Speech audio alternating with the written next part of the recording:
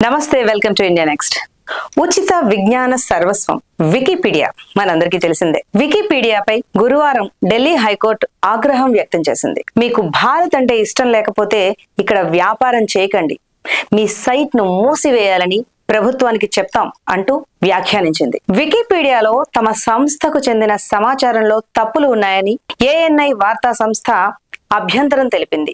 ANI ఒక ప్రభుత్వ ప్రచార పరికరంగా వికీపీడియా అభివర్ణించడాన్ని తప్పు పట్టింది. ఇందుకు 2 కోట్ల రూపాయల పరిహారం చెల్లించాలంటూ పరువు నష్టం దావా కూడా వేసింది. వికీపీడియాలో ఎవరైనా సరే తమ అభిప్రాయాలన్నీ కూడా పొందుపరచవచ్చు. అయితే ఏఎన్ఐ ప్రభుత్వ ప్రచార పరికరం అని ఒక ముగ్గురు వికీపీడియాలో సమాచారాన్ని ఉంచినట్టు, కానీ నిజానికి ఆ ముగ్గురు కూడా ఏఎన్ఐ సంస్థ ఎడిటర్లు కాదంటూ ఏఎన్ఐ కోర్టు దృష్టికి తీసుకువచ్చింది. వికీపీడియాలో నమోదు చేసిన వారి ముగ్గురి పేర్లు కూడా మాకు ఇవ్వాలి అని వికీపీడియాను కోర్టు ఆదేశించింది.